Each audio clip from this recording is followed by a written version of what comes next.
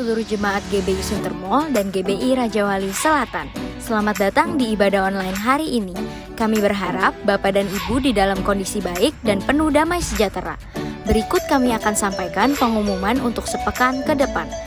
Bagi Bapak dan Ibu yang rindu untuk menabur, Bapak dan Ibu dapat memberi pada nomor rekening yang tertera di layar. Yuk kita sama-sama belajar untuk memberi yang terbaik untuk Tuhan. Hai Generation of Change, jangan lupa ya untuk ikut ibadah setiap hari Minggu, premier jam 10:15 siang di YouTube GOC Teens. Buat kalian yang belum follow sosial media kami, yuk follow Instagram GOC @GOCTeens.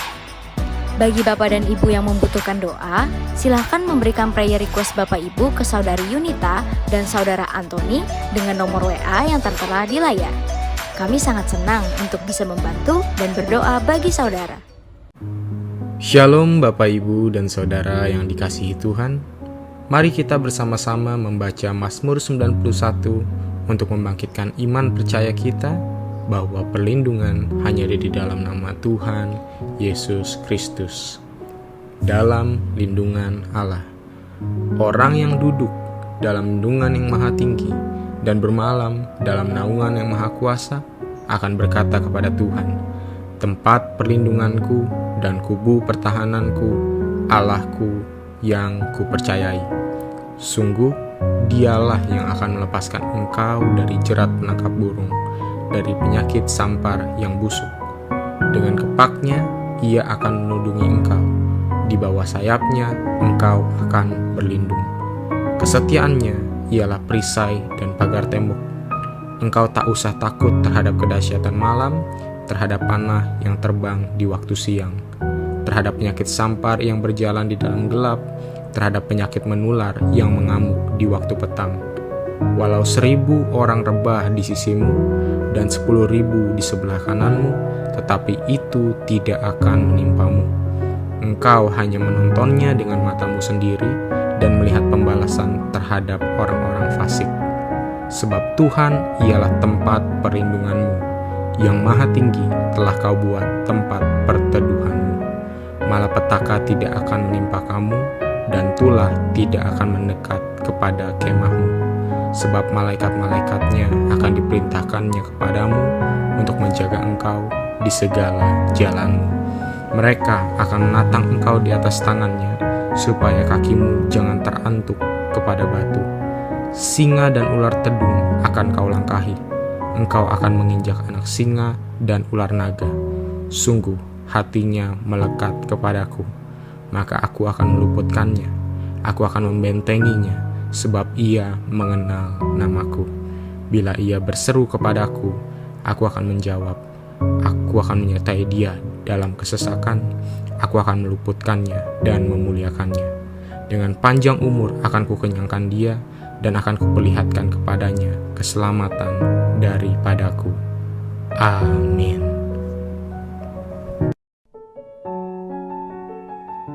Pentakosta ketiga adalah pencurahan Roh Kudus yang dahsyat di zaman ini, melebihi yang terjadi di Azusa Street. Pentakosta ketiga akan mengakibatkan penuaian jiwa yang terbesar dan yang terakhir sebelum Tuhan Yesus datang kembali. Pentakosta ketiga akan membangkitkan generasi Yeremia, yaitu anak-anak muda yang dipenuhi Roh Kudus, cinta mati-matian kepada Tuhan Yesus, tidak kompromi terhadap dosa, dan akan bergerak untuk memenangkan jiwa. Pentakosta ketiga lahir di Indonesia dan bergerak ke bangsa-bangsa. Gerakan ini dari timur ke barat dan akan kembali ke Yerusalem. Pentakosta ketiga akan memberikan kuasa untuk menyelesaikan amanat agung, dan setelah itu Tuhan Yesus datang kembali.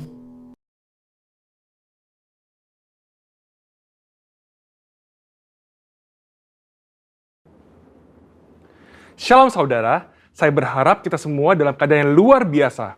Dalam Voice of Pentecost kali ini, kita akan belajar mengenai hati Bapa. Seperti yang kita tahu bahwa Allah menciptakan dan menempatkan manusia sebagai ciptaan yang istimewa dibandingkan dengan ciptaan lainnya. Manusia bukan sekedar diciptakan, tetapi dijadikan seturut gambar dan rupa Allah dan dihembusi dengan nafas kehidupan. Hubungan antara Allah dan manusia bukan hanya antara pencipta dengan ciptaannya, tapi sebuah hubungan yang istimewa, yaitu digambarkan seperti seorang bapa dengan anak-anaknya. Hubungan Allah dan manusia yang disamakan dengan hubungan bapa dan anak diajarkan Tuhan Yesus sendiri yang merupakan hasil dari karya penebusannya di kayu salib. Tuhan Yesus juga mengajarkan sebuah doa yang dikenal dengan doa Bapa kami, dan doa ini dimulai dengan menyebut Allah sebagai Bapa kami yang di sorga. Dalam doanya, ia juga memanggil Allah dengan sebutan Bapa. Dalam pengajarannya, ia memakai perumpamaan bapa dan anak seperti perumpamaan anak sulung dan anak bungsu. Inilah hubungan yang Allah ingin nyatakan kepada manusia ciptaannya, tetapi karena pemberontakan dan pelanggaran perintah Allah oleh manusia, maka hubungan ini menjadi rusak. Iblis memperdaya manusia dengan tipuan yang buat seolah-olah Allah berbohong dan tidak mau tersaingi oleh manusia. Iblis juga menyatakan bahwa manusia akan menjadi seperti Allah ketika memakan buah pengetahuan yang baik dan jahat. Menjadi seperti Allah adalah sebuah hal yang membuat manusia tertarik untuk makan buah itu, sekalipun mengerti segala konsekuensi yang harus ditanggung dan hasilnya justru menghancurkan hubungan yang baik antara Allah dan manusia. Demikian juga hari-hari ini, iblis terus merusak gambaran Bapa Sorgawi dengan cara merusak gambaran Bapa Jasmani agar manusia kehilangan hubungan yang istimewa ini. Nah, berikut ini adalah kesalahan dari tindakan Bapa Jasmani yang merusak gambaran Bapa Sorgawi. Yang pertama, seorang ayah yang menggunakan otoritasnya dengan sewenang-wenang dan memberikan kasih bersyarat kepada anak-anaknya. Maka seorang anak akan sukar menerima dan percaya akan kasih Bapa Sorgawi yang tak bersyarat. Yang kedua, seorang ayah yang suka berbohong dan tidak menepati janji karena berbagai alasan yang dibuat-buat akan menjadikan anak-anaknya tidak dapat mempercayai janji-janji Bapa Sorgawi. Dan yang ketiga, seorang ayah yang tidak menyediakan waktu yang cukup dan berkualitas untuk anak-anaknya, yang akhirnya membuat anak merasa tidak dihargai dan tidak dapat mempercayai kasih Bapa. Sebuah hasil survei yang dilakukan di kalangan generasi muda Gereja Bethel Indonesia menyatakan bahwa ketika menghadapi masalah, hanya 30% yang bercerita kepada orang tuanya, sedangkan 59% lainnya bercerita kepada orang lain, dan 11% memendam masalah itu sendiri. Selain itu, 12,5% kaum muda GBI mengakui bahwa mereka memiliki hubungan yang buruk dengan orang tua, dan 43% tidak ingin memiliki pasangan hidup seperti orang tuanya. Anak yang orang tuanya bercerai memiliki potensi 2 kali lipat lebih besar mengalami hubungan yang buruk dengan orang tuanya dan berkeinginan untuk bunuh diri dibandingkan dengan anak yang orang tuanya tidak bercerai. Pengakuan dari mereka yang memiliki hubungan yang buruk diakibatkan karena tersakiti oleh kata-kata yang diucapkan orang tua, mendapatkan pukulan fisik, merasa orang tua tidak memiliki waktu yang cukup bagi dirinya, dan tidak bisa menjadi teladan. Pada kenyataannya, tidak semua orang dapat memanggil Tuhan dengan sebutan Bapa. Ada keraguan, bahkan penolakan untuk menyebut Bapa karena pengalaman-pengalaman yang buruk dengan orang tuanya. Hal ini menyebabkan banyak dari kita tidak dapat memiliki hubungan yang dekat dengan Bapa Sorgawi. Padahal, Alkitab memberikan gambar yang sangat jelas bahwa Allah adalah Bapa yang sangat mengasihi manusia. Supaya kita mengalami kasih Bapa, kita bisa mulai dengan menerima kasih-Nya yang utama yang dinyatakan melalui Yesus Kristus yang mati di kayu salib untuk menebus dosa dan menyediakan keselamatan yang kekal bagi kita. Di kayu salib, Tuhan Yesus berteriak, "Eli, Eli, lama sabatani," yang artinya, "Allahku, Allahku, mengapa engkau meninggalkan aku?" Tuhan Yesus ditinggalkan Bapanya supaya kita semua bisa diperdamaikan dengan Bapa Sorgawi dan mengalami pemulihan dalam hubungan kasih Bapa. Matius 7 ayat 11 berkata, "Jadi jika kamu yang jahat tahu memberi pemberian yang baik kepada anak-anakmu, apalagi Bapamu yang di sorga, Ia akan memberikan yang baik kepada mereka yang meminta kepadanya. Bapa di sorga tidak akan mengecewakan anak-anaknya." Kasih Bapa Sorgawi melebihi kasih seorang Bapa jasmani dan mampu memberikan yang baik kepada anak-anaknya. Dan bagian terbaiknya adalah Bapa memberikan Roh-Nya sendiri kepada anak-anaknya sebagai penasehat dan penolong. Amsal 14 ayat 26 menjanjikan bahwa dalam takut akan Tuhan ada ketentraman yang besar, bahkan ada perlindungan bagi anak-anaknya. Bapa memberikan perlindungan kepada anak-anaknya untuk bisa hidup sesuai dengan rencananya dan mencapai kesempurnaan dalam panggilannya. Maka dari itu, mari kita percaya bahwa Bapa Sorgawi adalah Bapa yang sangat mengasihi umatnya dan mengalami kasih Bapa melalui perjumpaan pribadi dan kehidupan yang berjalan bersama Dia. Mengalami janji-janji Allah dan melihat kesetiaan Allah terbukti membuat kita bisa mempercayai Dia dan mempercayakan hidup kita kepadanya. Bapa memberikan Roh Kudus-Nya agar kita percaya akan kasih Bapa dan mampu untuk mengampuni orang-orang yang pernah merusak gambaran Bapa yang baik, serta memulihkan hati kita menjadi baru untuk bisa mengalami kasih Bapa yang sempurna. Saudara, untuk penjelasan lengkapnya dari tim teologi kami, silakan cek link yang ada di atas atau scan QR Code yang tersedia. Salam integritas, Tuhan Yesus memberkati.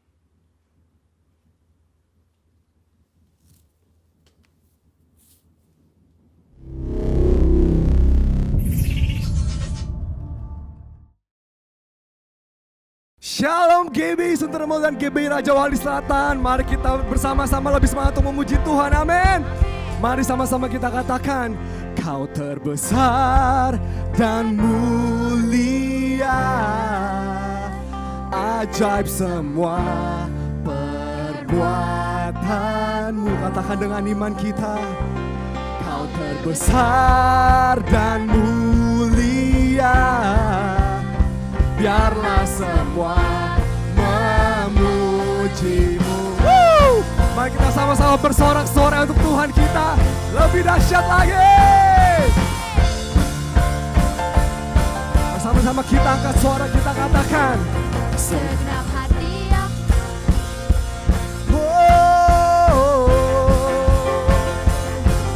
lebih bersemangat lagi. Katakan segenap hati. Segenap hati aku memuji, segenap jiwa aku bernyanyi, karena Roh-Mu ada dalamku, Tuhan. Ku angkat tanganku memuji, ku angkat suara dan bernyanyi, karena Roh-Mu ada dalamku, Tuhan. Katakan, mari menari memuji, ungkapkan sukacita di hati. Nyatakan bahwa Dia terbesar. Kau terbesar dan mulia, ajaib semua perbuatanmu. Nyatakan Dia terbesar. Kau terbesar dan mulia, biarlah semua memujimu. Biarlah semua memujimu Tuhan. Mari kita katakan, kita ulang lebih awal dengan semangat, amin. Segenap hati aku memuji, segenap jiwa aku bernyanyi, karena Roh-Mu ada dalamku, Tuhan. Ku angkat tanganku memuji, ku angkat suara dan bernyanyi, Roh-Mu ada dalamku, Tuhan. Mari bernyanyi, mari bernyanyi memuji, ungkapkan sukacita di hati. Oh, Kau terbesar dan mulia, ajaib semua perbuatanmu. Katakan, Kau terbesar dan mulia, biarlah semua memujimu. Mari kita berikan sorak-sorai untuk Tuhan. Oh, haleluya. Mari kita nyatakan bahwa Dia yang terbesar.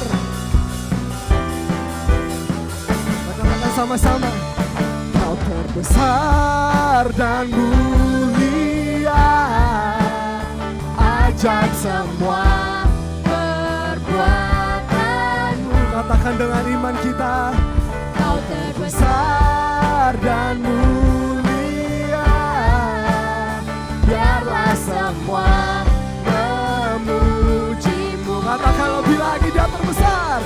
Kau terbesar dan mulia, ajaib semua perbuatanmu. Kau terbesar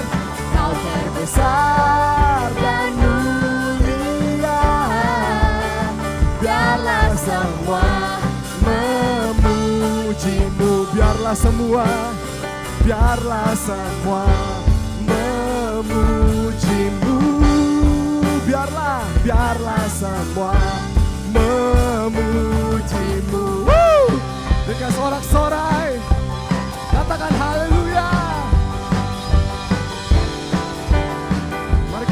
katakan bahwa Dia yang terhebat dan terbesar. Amin. Sorak-sorai. Oh, haleluya. Mari kita masuk dalam hadirat Tuhan. Lebih dalam lagi. Mari kita siapkan hati, siapkan pikiran.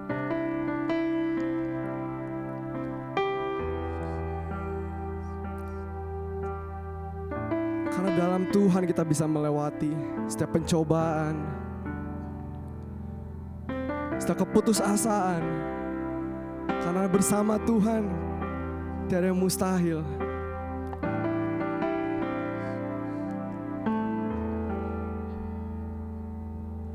Engkau ada bersamaku di setiap musim hidupku. Tak pernah kau tinggalkan ku sendiri. Kekuatan di jiwaku adalah bersamamu. Tak pernah ku ragukan kasih-Mu. Mari katakan bersama-sama. Bersamamu Bapa, ku lewati semua perkenanan-Mu yang teguhkan hatiku. Engkau yang bertindak, memberi pertolongan, anugerah-Mu besar berlimpah bagi. Mari kita ulangi lagu ini dari awal dengan hati yang sungguh-sungguh. Kita katakan, Engkau ada bersamaku di setiap musim hidupku. Tak pernah kau tinggalkan ku sendiri. Kekuatan di jiwaku,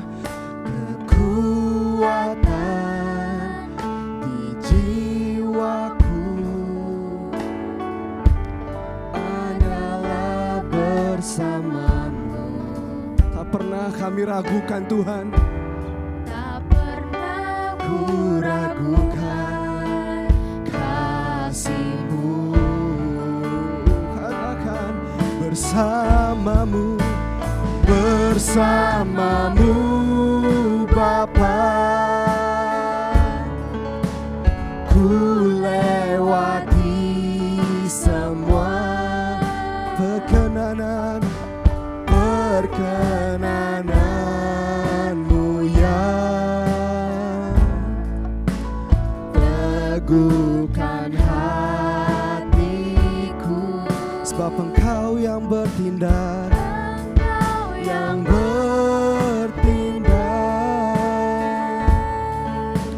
memberi pertolongan, anugerah-Mu besar berlimpah bagi. Katakan, oh bersamamu Bapa, ku lewati semua perkenanan-Mu yang teguhkan hati.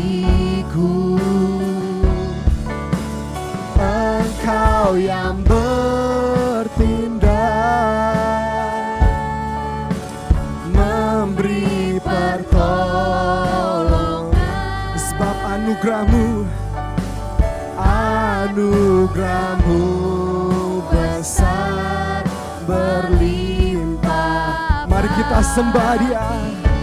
Oh, haleluya.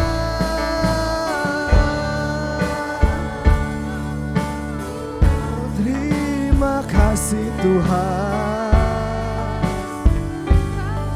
sebab bersamamu, bersamamu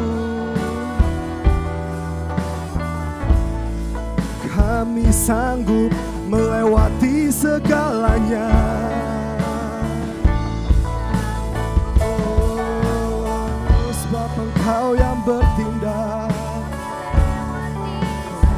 memberi pertolongan. Oh, haleluya. Mari kita sembah Dia lebih lagi. Mari kita angkat suara kita, kita sembah. Sebab Engkau yang layak. Oh, shandalarabalabalarabalarabala, kalarabashandalarabalabalarabalara. Mari pada hari ini mari kita bawa persembahan kita yang terbaik. Oh, shandalarabalabalarabalara. Oh, takalarabashandalarabalabalarabalara. Oh, shandalarabalabalarabalara. Oh, haleluya, haleluya, haleluya, haleluya, haleluya, haleluya.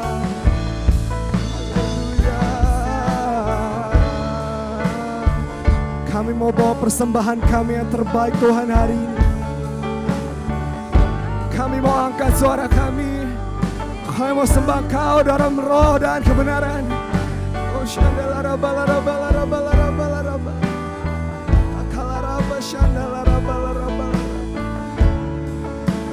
Oh, haleluya.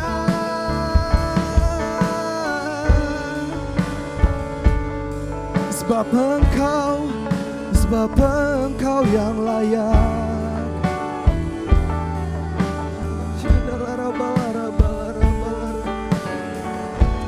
Oh,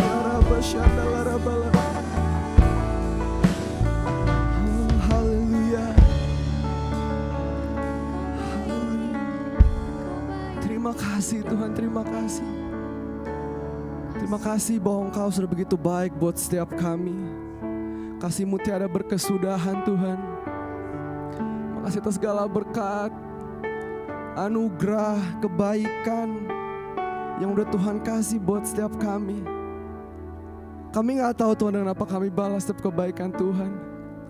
Tapi hari ini Tuhan, di rumah kami masing-masing Tuhan, kami mau memuji, kami mau menyembah nama-Mu lebih lagi Tuhan. Mari kita bawa penyembahan kita yang terbaik.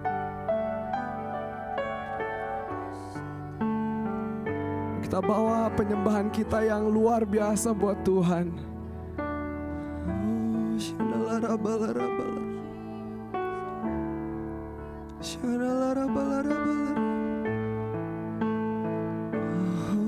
Nyatakan bahwa Dia memang Allah yang luar biasa. Nyatakan bahwa Tuhan memang baik. Tuhan sangat baik. Kasih-Nya tiada berkesudahan.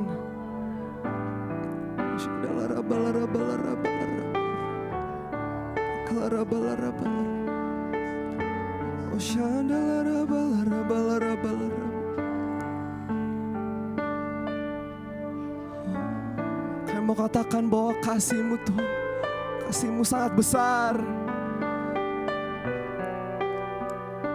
Kasih-Mu bagaikan langit yang membentang Tuhan. Pertolongan-Mu, kesetiaan-Mu Tuhan.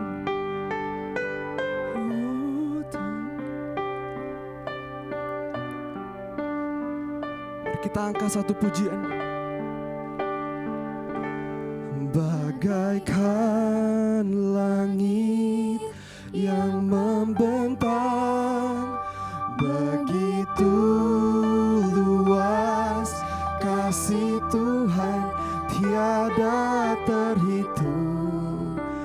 Pertolongan-Mu dalam hidupku, akan bagaikan dalamnya samudra, bagaikan dalamnya samudra, begitu dalam kasih Tuhan, tiada terhitung.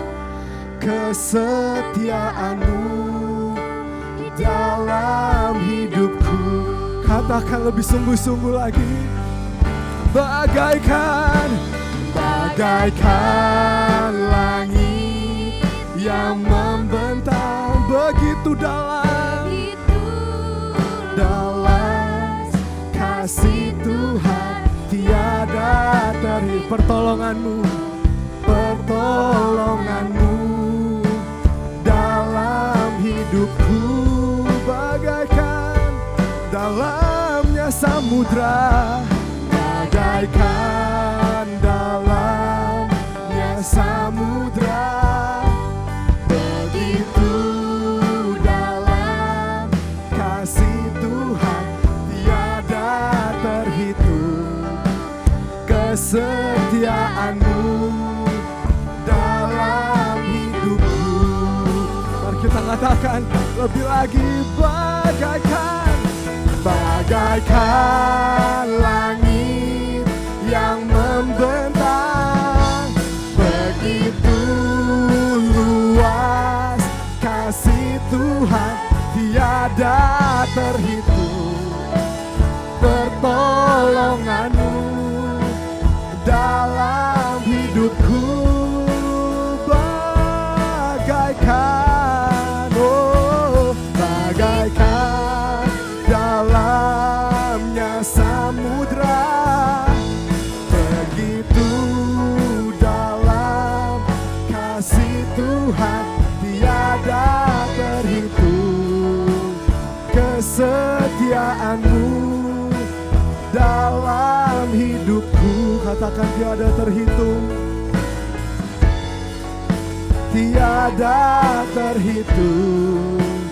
Kesetiaan tiada terhitung, tiada terhitung.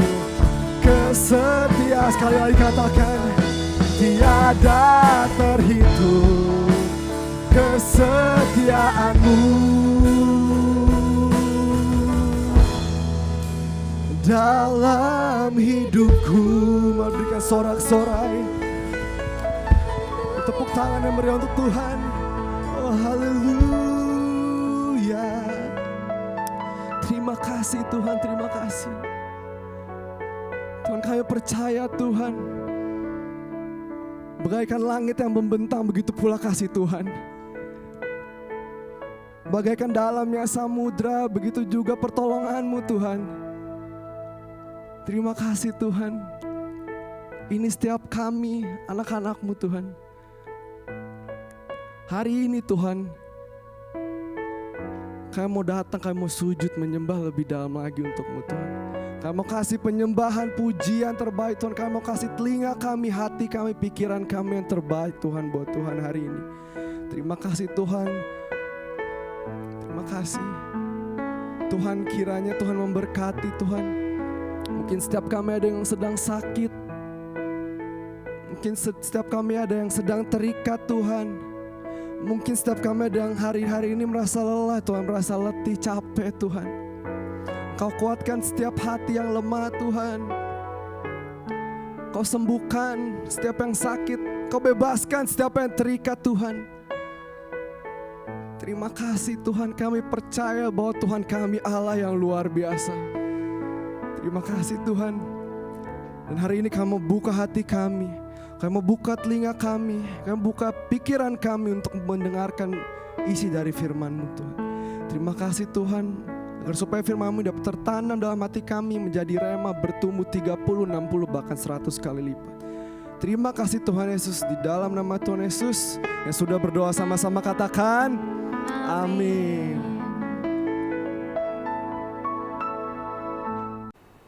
Shalom saudara-saudara yang saya kasih di dalam nama Tuhan Kristus. Sebelum kita mendengarkan firman Tuhan, membaca dan merenungkannya dengan tema pengharapan di tengah ketidakpastian, mari saya mau mengajak saudara untuk bersatu di dalam doa. Bapa, terima kasih untuk kesempatan yang indah untuk kami dapat memuji Tuhan, menyembah Tuhan, bahkan lebih daripada itu, membaca firman-Mu, supaya kami kuat, teguh berdiri dengan kuat, sehingga kami tidak akan pernah digoyahkan dengan bentuk apapun juga. Di dalam situasi apapun, kami tetap punya pengharapan. Di dalam nama Tuhan Yesus Kristus, kami berdoa dan mengucap syukur. Haleluya. Amin.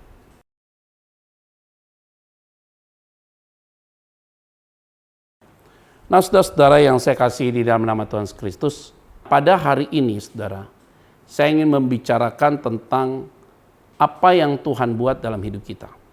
Nah, kalau kita tahu bahwa dalam tema ini, bahwa pengharapan di tengah-tengah ketidakpastian, maka semua orang tidak bisa memprediksi kapan ini akan berakhir, pandemi ini. Kendati sudah banyak negara yang melakukan vaksinasi, saudara. Mungkin saudara juga sudah melakukan vaksin, di daerah saudara maupun di daerah lokasi saudara. Saya juga sudah melakukan hal yang sama.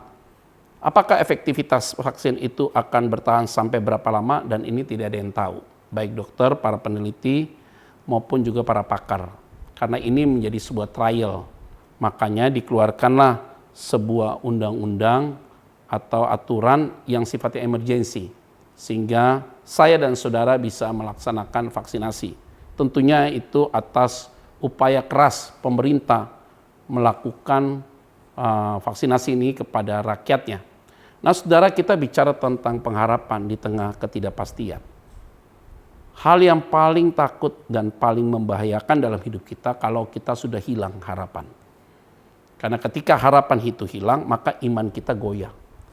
Karena iman itu adalah sebuah kata sifat, tapi bisa menjadi kata kerja ketika iman itu dasarnya adalah pengharapan. Iblis tidak menyerang, mengganggu imanmu, tidak. Tapi dia mengganggu pengharapanmu. Ketika kita sudah hilang harapan, putus asa, khawatir, rasa takut, maka imun kita juga pasti turun. Maka semangat kita juga semakin memudar. Ini yang paling bahaya sekali. Nah, saya baca dalam sebuah artikel, memang ditulis di situ, setiap orang itu yang sedang mau melakukan operasi atau dia memasukkan organ lain masuk dalam organ tubuh dia, misalnya dia gagal ginjal dan kemudian dia harus dicangkok ginjalnya dari orang lain, artinya medianya yang punya orang lain, maka dokter juga akan menyuntikkan yaitu hormon supaya tingkat stresnya tinggi, saudara. Tujuannya kalau dia stres tinggi, rasa takut tinggi, khawatirnya terlalu tinggi, tingkat hormon itu diturunkan di posisi tingkat stresnya semakin tinggi, maka imunnya turun. Nah, kalau imunnya kuat, maka benda yang masuk, maka terjadi sebuah resistensi. Nah, tapi ketika imunnya itu turun, tingkat stres tinggi, maka imunnya turun, maka baru dia bisa dimasukin untuk organ lain yang masuk dalam tubuh dia. Nah, itu berarti sangat membahayakan sekali kalau kita sudah hilang harapan, rasa takut, khawatir yang begitu berlebih di dalam hidup kita. Nah, oleh karena itu, saudara, firman Tuhan yang akan saya sampaikan ini menjadi satu titik berangkat kita untuk lihat kebesaran Tuhan di dalam hidup kita. Nah, saudara-saudara yang saya kasihi, di dalam bagian firman Tuhan yang saya ingin sampaikan ini adalah kelanjutan dari peristiwa kenaikan Yesus. Mungkin saudara sudah dengar khotbah itu dalam Yohanes pasal yang ke-12 tentang rumah Bapa. Ada sebuah kepastian, saudara. Nah, poin berikutnya yaitu ada di ayat Yohanes pasal yang ke-14, ayat 15 sampai dengan ayat yang ke-20. Adalah menjadi satu hal yang ditulis oleh Lembaga Alkitab Indonesia, yaitu ditulis Yesus menjanjikan penghibur. Ini yang akan saya bacakan bagi kita dan kita akan merenungkannya bersama-sama, saudara. Jikalau kamu mengasihi aku, kalimatnya, kamu akan menuruti segala perintahku. Jadi ini kita kembali dulu, saya bertanya kepada saudara, apakah saudara mengasihi Tuhan atau tidak? Kalau engkau mengasihi Tuhan, karena terlebih dahulu Tuhan mengasihi kita, sehingga kita mampu untuk mengasihi Dia. Kalau kita tidak bisa mengasihi Dia, maka kita belum menerima kasih Tuhan. Apa itu artinya? Kalau kita tidak menerima kasih Tuhan, maka yang ada timbul tidak punya harapan. Kalau kita tidak mengasihi Tuhan, maka timbul rasa khawatir yang berlebihan. Nah, identiknya adalah orang yang sudah dikasihi Tuhan, harapannya muncul, semangatnya muncul, jiwa optimisnya muncul, keyakinan teguhnya muncul. Maka orang itu pasti menuruti perintah Tuhan. Apa perintah Tuhan? Firman Tuhan.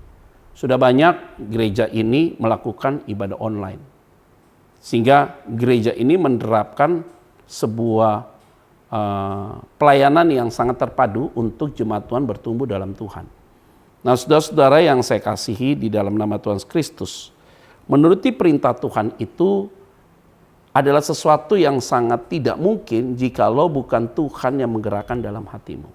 Maka di ayat 16, aku akan minta kepada Bapa, dan Ia akan memberikan kepadamu seorang penolong yang lain, supaya Ia menyertai kamu selama-lamanya. Parakletos.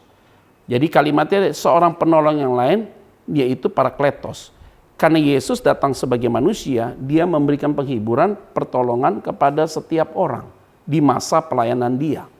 Maka Yesus berkata, aku akan minta kepada Bapa, dan Ia akan memberikan kepadamu seorang penolong yang lain.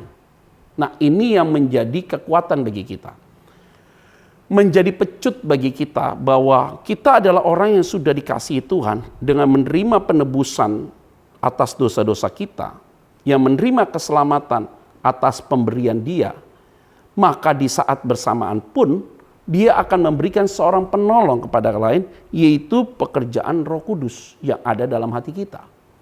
Maka Roh Kudus itu tidak bisa diminta tanpa Tuhan yang memberikan. Dan Roh Kudus itu tidak boleh keluar dari mulut kita untuk menghembuskan kepada orang lain. Karena kita tidak boleh menghembuskan Roh Kudus kepada orang lain. Yang hanya menerapkan hal itu adalah Yesus. Karena kita menerima Roh Kudus itu, diberikan oleh Dia. Supaya apa? Supaya Roh Kudus yang ada dalam hati kita menolong kita di dalam kesesakan, pergumulan, putus asa, dalam irang harapan, tekanan dalam hidup, dan segala macam, saudara. Maka kalau kita kuat sampai hari ini, sudah pasti karena pekerjaan Roh Kudus. Ketika kita minta pertolongan kepada orang lain, maka secara langsung, secara bersamaan, kita sedang mendinai, menyangkal bahwa Roh Kudus ada dalam hati kita. Seharusnya pertolongan kita adalah datang dari Tuhan. Engkau tidak boleh pergi ke paranormal. Ada seorang bertanya kepada saya, Pak, mama saya belum dalam Tuhan, belum terima Kristus, Pak. Tapi dia sedang menghadapi penyakit, dan penyakit itu cukup lama menderita, membuat dia menderita. Dan dia baru-baru ini minta saya antarkan saya pergi ke paranormal. Dia tanya sama saya, apa yang harus saya lakukan? Sebagai kamu orang beriman, kamu tidak boleh mengiyakan apa yang menjadi permintaan orang tuamu. Kita tahu memang kita menghormati orang tua kita. Tapi bukan berarti kita kompromi, saudara, untuk hal-hal demikian. Maka kita harus memberikan pengertian kepada orang tua tersebut. Saya bilang demikian. Supaya orang tuamu ini mengenal Kristus juga. Tetapi tidak mudah, saudara, untuk merubah sebuah frame yang sudah terbentuk sekian lama. Dan notabene dia orang yang belum mengenal Kristus secara pribadi. Jadi dimulai dengan apa? Doa. Memohon pada Tuhan supaya belas kasihan Tuhan turun atas dia. Ketika belas kasihan Tuhan turun atas dia, maka di saat bersamaan juga anugerah Tuhan turun atas dia. Sehingga dia menerima kasih Tuhan, menerima kebaikan Tuhan, menerima belas kasihan Tuhan, menerima anugerah Tuhan, sehingga dia mengalami satu perubahan status menjadi ciptaan yang baru. Atau perubahan status menjadi orang benar.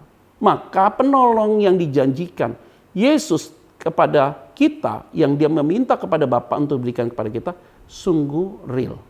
Dan saudara sebagai melayani Tuhan, sebagai jemaat Tuhan yang sudah mengalami Tuhan, maka hari ini kembali firman Tuhan ingatkan bahwa Roh Kudus yang ada dalam dirimu itu adalah menjadi penolong kita.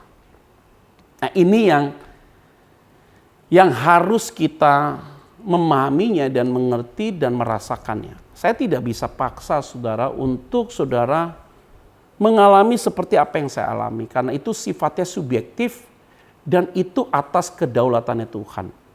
Nah, kalau kita sadar tentang hal-hal demikian, seharusnya saudara, kita juga harus sadar saudara bahwa kita itu menjadi satu bagian inti di dalam kehidupan Tuhan, bahwa kita itu adalah orang yang berharga di mata Tuhan.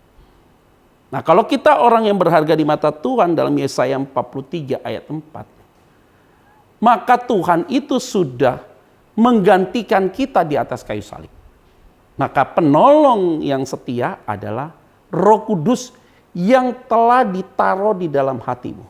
Nah, ini dia. Poin kedua yaitu bahwa engkau ada pengharapan di tengah-tengah ketidakpastian itu. Karena memang Roh Kudus ada dalam hatimu untuk menolong engkau. Itu poin pertama. Sehingga kita itu sadar saudara, bahwa kita hari ini bisa memanage segala pergumulan itu dengan baik karena pekerjaan Roh Kudus. Ada amin saudara? Nah, poin yang kedua di ayat yang sama, supaya kalimatnya, Ia, kali huruf besar, menyertai kamu selama-lamanya. Kata ini menjadi sebuah kepastian di tengah ketidakpastian, tetapi harus diawali dengan sebuah pengharapan. Jadi kita punya pengharapan yang besar bahwa yang poin yang kedua, di fase sudah lewat Jumat Agung, Paskah dan kenaikan Kristus, Roh Kudus tinggal dalam kita, bukan semata-mata hanya menolong kita saja, tetapi Dia yang akan menyertai kita selama-lamanya. Artinya saudara, tidak akan mungkin roh itu keluar dalam dirimu. Maka doktrin kita tidak. Karena ketika Roh Kudus itu ada dalam dirimu, Dia yang akan menyertai engkau. Maka munculkan sebuah pertanyaan. Pertanyaannya begini, kalau seandainya saya jatuh dalam dosa, di manakah peranan Roh Kudus? Maka peranan Roh Kudus itu memang, Roh Kudus itu tidak mungkin keluar, tapi dibuat pasif atas pelanggaran dan kesalahan kita. Tetapi dalam pasif dan dalam kondisi pasif itu bukan berarti dia mati. Jangan juga seolah-olah Roh Kudus itu keluar dalam dirimu. Tidak saudara. Karena Roh Kudus itu diberikan oleh Tuhan. Pak, tapi ada di dalam konteks perjanjian lama, Roh Allah undur dari Saul. Itu beda. Ini bicara tentang urapan dalam konteks Saul. Maka ketika Saul tidak menerapkan seperti apa yang Tuhan perintahkan, tidak taat, maka Roh Tuhan undur dari dia. Atas perintah Tuhan, atas kehendak Tuhan, atas kedaulatan Tuhan. Karena kenapa? Karena dia tidak pantas lagi untuk diurapi dan dipakai dalam fase itu. Maka diambillah roh Allah, maka roh iblis masuk. Kalau orang tidak diurapi lagi, iblis sudah menguasai hidup dia. Nah, saudara-saudara yang saya kasih di dalam nama Tuhan Kristus, saudara dan saya, kita adalah orang-orang yang disertai Tuhan sampai hari ini. Sehingga dalam kondisi ketidakpastian ini, jangan sampai pupuslah harapanmu. Kalau begitu, engkau mengalami kepupusan dalam masalah imanmu atau pengharapanmu, maka sebenarnya engkau, tanda kutip, belum mengalami Tuhan. Belum ada roh Allah dalam hatimu. Boleh kita ada rasa kecewa, rasa putus asa, tapi itu tidak menjadi poin yang kuat untuk menguasai saudara. Apakah orang yang ada Roh Kudus, Pak, dia tidak boleh khawatir? Ada rasa khawatir, tapi khawatir itu tidak boleh menguasai dia. Ada rasa kecewa, putus asa, tapi tidak boleh mendominasi dia. Sehingga hidup dia itu terkontrol dengan baik, kendati ada pergumulan, tetapi dia bisa memanage dengan baik seperti yang tadi saya sampaikan di awal. Maka ingatlah bahwa Tuhan menyertai engkau dan Dia ada tinggal dalam hatimu. Nah, ini adalah poin yang kedua. Menjadi pengertian bagi kita semua bahwa Roh Kudus itu, saudara, Dia akan menyertai engkau, saudara. sampai selama-lamanya. Wah, bersyukur sekali saudara. Kenapa hal ini demikian saudara disampaikan? Karena itu ada di ayat yang ke-18.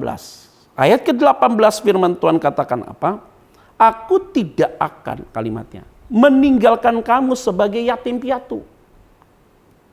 Aku datang kembali kepadamu. Artinya, ketika Yesus terangkat ke surga, dia menjanjikan sebuah tempat khusus buat saudara dan saya, maka dia memberikan saudara Roh Kudus dalam hatimu. Nah, Roh Kudus yang berperanan aktif dalam dirimu itu adalah sebagai bagian janji Allah. Karena Roh Kudus itu adalah Allah itu sendiri. Sehingga Yesus yang secara manusia, physically, tinggal bersama dengan mereka pada saat itu, meninggalkan mereka naik ke surga, maka di saat bersamaan mereka tidak lagi dibuat menjadi yatim piatu. Karena kenapa? Karena ada Allah tinggal dalam hati dia. Ini yang perlu saya sampaikan bagi kita. Supaya pemahaman kita itu mantap dan terarah dengan baik. Begini saudara. Dalam konteks perjanjian lama, Allah itu terlalu jauh sekali. Allah itu jauh tidak terlihat saudara. Tapi kuasanya itu dinyatakan bagi kita masing-masing. Maka Allah itu bisa berbicara secara audible kepada para nabi-nabinya pada saat itu untuk menyampaikan sebuah pesan. Maka karena waktu saat itu belum ada Alkitab saudara. Maka Allah bicara kepada raja yang dia angkat atau kepada nabi yang dia utus dengan perkataan-perkataan secara audible. Jadi bisa lewat mimpi, bisa ngomong langsung, atau lewat benda yang lain seperti Musa. Semak berduri, Allah bisa bicara dari semak itu. Jadi Allah bisa bicara juga lewat malaikat saudara. Itu banyak sekali kejadian ketika Abraham meragukan tentang janji Tuhan bahwa dia akan punya anak yang banyak seperti bintang di langit, pasir di lautan. Nah, ketidakpercayaan Sarah di usia tua bahwa dia akan mengandung, maka datanglah 3 malaikat ke Mamre untuk mengingatkan bahwa Sarah akan hamil. Tapi Sarah itu seolah-olahnya pupus saudara pengharapannya. Karena usia sudah semakin tua, sudah tidak mungkin lagi punya anak. Di saat itulah tekanan. Mungkin kita sedang mengalami hal yang sama. Dokter katakan tidak mampu. Orang di sekitar katakan usiamu sudah tua, tidak produktif lagi untuk menghasilkan make money, saudara.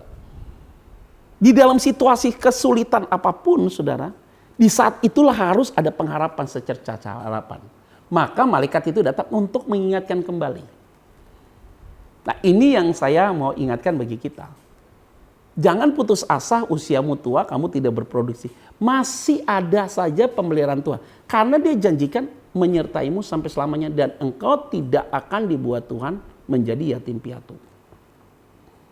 Artinya kita tidak sendirian, saudara. Memang dia tidak terlihat, tetapi dia tinggal dalam hati kita. Nah, ini yang harus saya berikan pemahaman bagi saudara lewat firman Tuhan. Maka Allah yang jauh itu, saudara, dimengerti menjadi Allah menjadi manusia, tinggal bersama dengan mereka pada saat itu. Selama 33,5 tahun, yaitu Yesus sebagai manusia. Disitulah Yesus menerapkan begitu banyak nilai-nilai pengajaran, mukjizat yang dikerjakan, orang mati dibangkitkan, sakit disembuhkan, pengajaran-pengajaran yang bombastis, yang bermakna, berdampak, sehingga mereka mendeklar bahwa tidak ada orang yang mengajarkan seperti dia, yang punya kuasa. Maka saat itulah penerapannya Allah yang tadinya tidak dapat dilihat, tapi bisa dilihat lewat wujud manusia yaitu Yesus. Maka Yesus berjanji, aku minta kepada Bapa, aku akan memberikan seorang penolong yang menyertai engkau. Supaya engkau tidak jadi piatu. Jadi Allah yang tadinya terlihat menjadi Allah yang tinggal dalam hati kita. Lebih close lagi, lebih dekat lagi. Jadi ini jemaat Tuhan harus memahaminya dengan tepat. Supaya kita itu di tengah-tengah ketidakpastian ini tidak menjadi drop imanmu. Tidak menjadi terbuang. Bahkan engkau merasa bahwa kita ditinggal sendirian. Tidak. Itu hanya perasaan kita aja sih sebenarnya. Sebenarnya dia ada bersama dengan kita. Dan memang ada dia sama kita. Bukan sebenarnya lagi. Memang ada dia bersama dengan kita. Jadi saudara jangan khawatir Jangan ragu tentang hal itu. Jangan seperti Thomas, minta bukti. Maka Yesus berkata, berbahagialah engkau yang tidak melihat, namun engkau percaya. Karena inti dari sebuah kepercayaan itu kan pengharapan. Tidak ada kata lain. Ini firman ini ingin memberikan sebuah peneguhan atau rekonfirmasi lagi kepada saudara dan saya bahwa tidak sedikit pun Tuhan meninggalkan kita. Jadi kita harus punya pengharapan tentang hal itu, saudara. Nah, saudara yang saya kasih di dalam nama Tuhan Kristus, kendati engkau sebagai single parents, atau engkau sebagai seorang anak yang orang tuamu sudah meninggal. Baru-baru ini ada sahabat saya yang papanya meninggal hari ini pagi. Ibunya meninggal hari ini pagi, dikubur sore hari.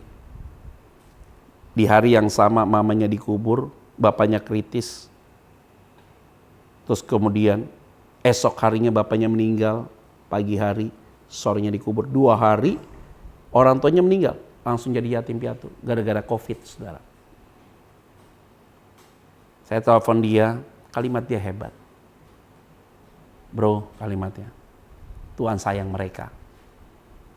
Dan Tuhan tetap menyatukan mereka di rumah Bapa. Wah, ini hebat sekali, saudara. Pernyataan itu adalah pernyataan orang yang sudah menerima kasih Tuhan. Sehingga dia meyakini bahwa secara dunia dia sudah ditinggalkan oleh orang tuanya. Tetapi secara spiritual dia tidak sendirian. Karena ada karya Roh Kudus ada dalam hati dia. Sehingga dia sendiri merasakan damai dan sukacita yang begitu luar biasa. Nah, ini yang menjadi satu pengingatlah bagi saya dan saudara bahwa tidak sedikit pun Tuhan meninggalkan saudara.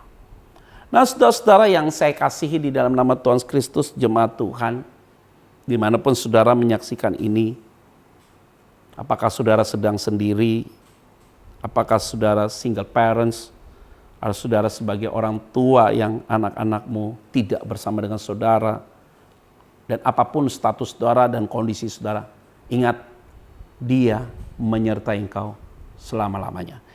Nah, bagian ini harus diingat bagi kita semua. Ayat 17, firman Tuhan bilang apa?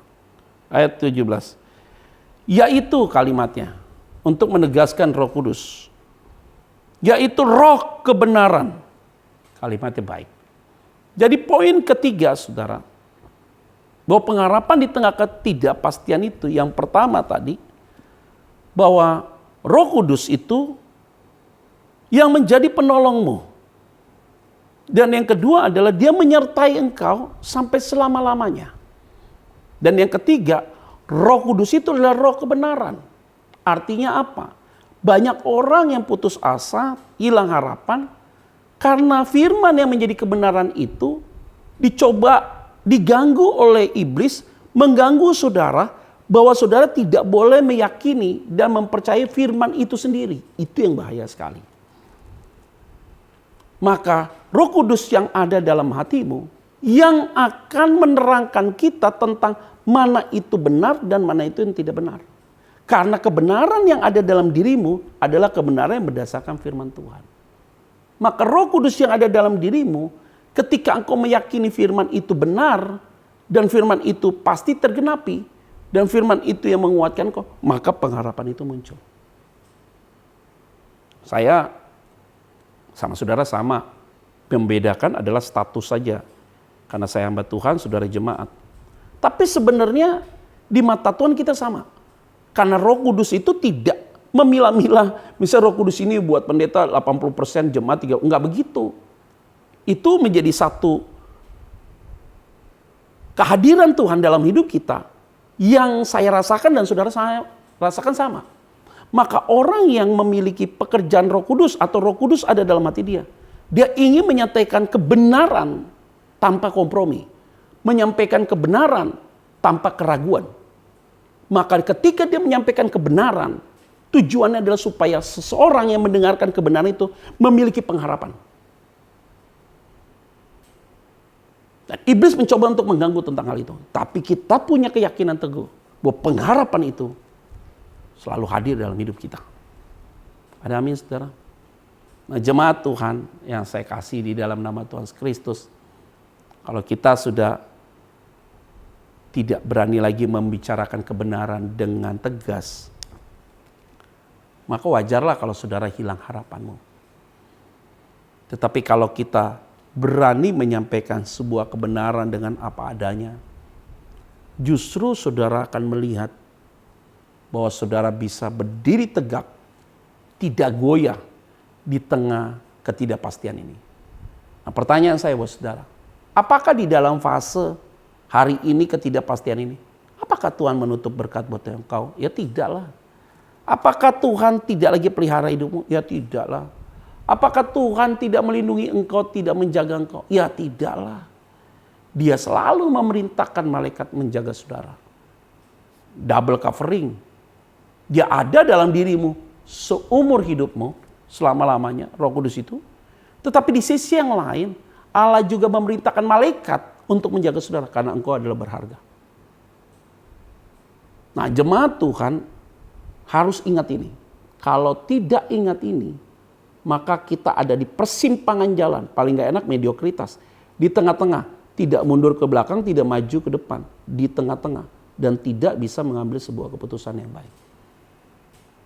Sangat bahaya sekali tentang hal ini, saudara. Kalimatnya ayat 17. Yaitu roh kebenaran titik. Dunia tidak dapat menerima dia. Sebab dunia tidak melihat dia. Dan tidak mengenal dia. Tetapi kamu, kalimatnya, mengenal dia. Sebab ia menyertai kamu dan akan diam di dalam kamu. Ayat 27 adalah sebuah konfirmasi yang ditegaskan terus, saudara. Buat kita semua. Bahwa kita yang telah mengenal dia, maka kebenaran itu ada dalam hidupmu. Dan saudara-saudara yang saya kasih di dalam nama Tuhan Kristus, jangan sedikit pun berkompromi untuk ketidakbenaran untuk supaya kita eksis. Itu bahaya. Di dalam situasi yang ketidakpastian ini banyak orang tawarkan saudara pasti berbisnis ini tapi dengan cara yang ilegal, berbuat ini tetapi tidak sesuai aturan, melayani seperti ini dengan cara pandang dunia, kan bahaya. Kayak saya selalu bilang begini, melayani Tuhan jangan otaknya bisnis. Melayani Tuhan dengan pikirannya adalah karena Tuhan sudah terlebih dahulu melayani kita. Maka tidak ada jiwa oportunis, yang ada kita bagaimana bisa menyenangkan hati Tuhan. Kalau kita bisa menyenangkan hati Tuhan dengan pelayanan kita, maka orang yang mendengarkannya pun, yang merasakannya pun juga merasakan kebaikan Tuhan. Karena kenapa? Kebenaran itu jelas dan tidak dapat dikompromi oleh apapun. Nah, jemaat Tuhan yang saya kasihi, dimanapun engkau berada, tidak akan pernah engkau hilang harapan. Yang tadi yang pertama, karena dia memberikan penolong buat engkau untuk selama-lamanya. Dan yang kedua tadi jelas, dia akan menyertai engkau untuk selama-lamanya. Dan yang ketiga, ada kebenaran yang absolut dan tidak perlu diragukan lagi, ada di dalam dirimu. Poin berikutnya saudara, di ayat yang ke-19 dan ayat yang ke-20. Tinggal sesaat lagi, dan dunia tidak akan melihat aku lagi. Tetapi kalimatnya, kamu melihat aku. Sebab aku hidup dan kamu pun akan hidup. Pada waktu itulah kamu akan tahu bahwa aku di dalam Bapa-Ku dan kamu di dalam aku dan aku di dalam kamu. Hebat sekali. Poin terakhir ini menjadi satu pegangan kuat bagi kita. Bahwa dia kembali mengingatkan saudara. Yaitu apa? Karena aku hidup, kalimatnya. Dan kamu pun akan hidup. Karena aku di dalam Bapa dan kamu di dalam aku dan aku di dalam kamu. Maka poin yang terakhir saudara, poin yang keempat, Kenapa engkau tetap punya pengharapan di tengah ketidakpastian? Karena Dia ada di dalam dirimu dan engkau juga ada di dalam diri Dia. Yaitu bicara tentang apa? Keikatan, terikatnya kita dengan Tuhan yang tidak dapat dipisahkan dengan ketidakpastian itu. Sehingga di dalam kondisi kesulitan ekonomi, masalah pribadimu, dalam keluarga engkau, apapun yang terjadi, tidak ada yang dapat memisahkan keterikatan engkau yang kuat dengan Tuhan. Maka janji Tuhan, Dia tetap pegang tanganmu. Dia tetap memeluk engkau dan Dia tidak akan dapat melepaskan engkau sedikit pun. Jangan lagi ada putus asa di tengah situasi ketidakpastian ini. Tetapi yakin terus bahwa Tuhan ada bersama dengan saudara. Saya ingatkan kembali lagi jemaat Tuhan. Engkau yang menyaksikan ibadah online ini. Poin pertama, Roh Kudus diberikan kepadamu supaya engkau ditolong oleh Tuhan terus. Yang kedua, Dia sertai engkau, bukan hanya menyertai engkau, tetapi melindungi engkau, menjaga engkau. Dan yang ketiga, engkau akan menyampaikan kebenaran tanpa sebuah kompromi. Melakukan kebenaran tanpa sebuah rekayasa. Dan yang keempat, ada keterikatan engkau dengan Tuhan yang begitu kuat, sehingga tidak ada satupun yang dapat merebut engkau dari tangan Tuhan. Biarlah firman Tuhan yang indah ini membuat kita memiliki harapan yang besar dalam Tuhan. Maka Yesus berkata, apabila engkau punya iman sebesar biji sesawi saja, tidak perlu besar, big hope, no, small hope. Tetapi ketika engkau punya harapan yang kecil saja, maka engkau tahu ada Tuhan yang besar menolong saudara. Harus tetap semangat saudara dan optimis dalam menghadapi gejolak yang terjadi di dalam kehidupan kita pribadi maupun dalam kehidupan secara global. Pasti ya Tuhan akan memberkati saudara sekalian. Mari saudara, saya mau ngajak kita untuk bersatu dalam doa. Tuhan, terima kasih. Engkau sungguh teramat baik dalam hidup kami. Diberkatilah umat-Mu yang telah mendengarkan firman-Mu ini. Sehingga tidak ada satupun umat-Mu Tuhan yang tercerai-berai, yang kondisinya mengalami kondisi yang sangat berat. Tapi mereka tetap ada dalam kekuatan Tuhan. Diberkatilah hidup mereka masing-masing ya Bapa. Di dalam nama Tuhan Yesus Kristus, kami berdoa dan mengucap syukur. Haleluya. Amin. Bapak Ibu Saudara dikasih Tuhan, dimanapun Bapak Ibu Saudara berada, mari kita siapkan diri untuk menerima doa berkat pada hari ini. Kita akan angkat pujian ini bersama-sama.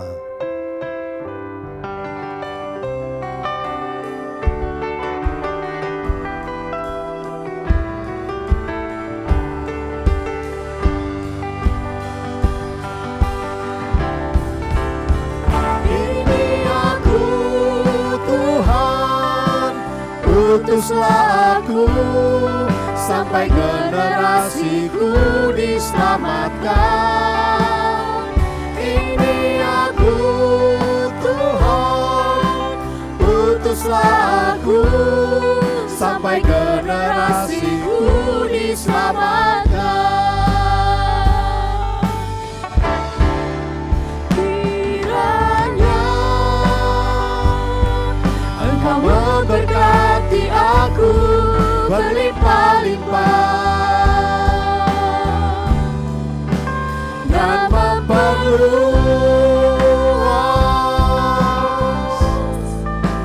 daerahku. Katakan dan kiranya tangan-Mu menyertai aku dan melindungi aku.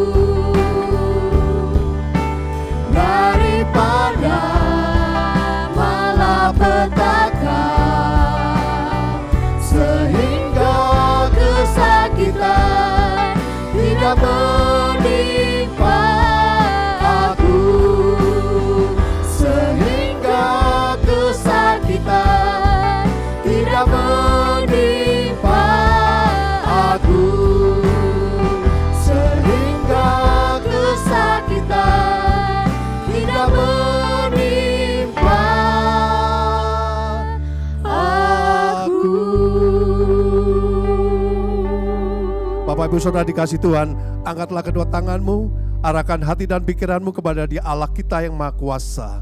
Terimalah berkat yang dari Bapa di surga melalui anak yang tunggal Tuhan Yesus Kristus dan persekutuan yang manis dengan Allah Roh Kudus menyertai kehidupanmu. Berkat damai sejahtera sukacita Tuhan penuhkan dalam hati dan pikiranmu. Berkat perlindungan Tuhan berikan dalam segala aktivitas dalam kehidupanmu. Berkat keberhasilan menyertai setiap usaha pekerjaanmu. Bahkan berkat kesehatan tubuh jasmani Tuhan limpahkan dalam tubuh jasmanimu. Terimalah dari Bapa di surga melalui anak yang tunggal Tuhan kita Yesus Kristus dan persekutuan yang manis dengan Allah Roh Kudus menyertai kehidupanmu mulai hari ini sampai selama-lamanya. Setiap kita yang percaya dan diberkati bersama-sama katakan amin. Tuhan Yesus memberkati.